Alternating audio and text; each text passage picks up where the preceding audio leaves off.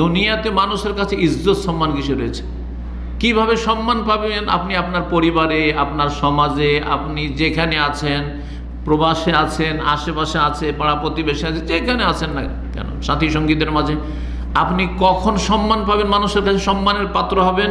ওয়াইজ্জহু ইস্তিগনাহু আনিন নাস। মান ইজ্জত সম্মান, ইজ মানে ইজ্জত, আজিজ থেকে।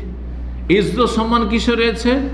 মানুষের কাছে কার কাছে কি আছে না আছে তার থেকে যদি আপনি অমুখাপেক্ষী হইতে পারেন। আপনার 5,000 রিয়াল মাসে ইনকাম, সেটা আমার কি তাতে? আপনার সেটা।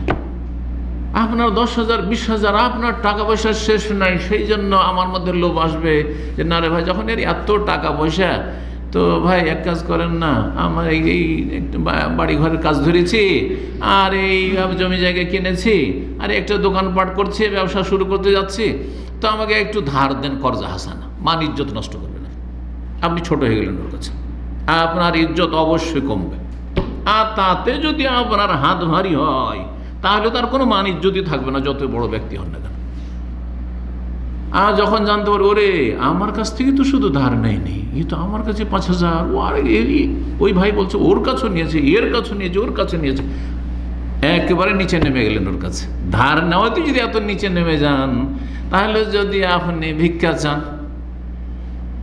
মানুষের কাছ থেকে অমুখাপেক্ষী হলেন না, বরং দ্বারস্থ, যে ভাই আমার বেতন তো খুব কম, আর সংসারে খরচ অনেক বেশি, আর এইদিকে দামি দামি মোবাইল, আবার তো আমাকে একটু হেল্প করেন, দান সাদকা করেন, আপনার তো অনেক জাকাত বেরোয়, আপনার যদি অনেক কিছু হচ্ছে, তো আপনি আমাকে হেল্প করেন।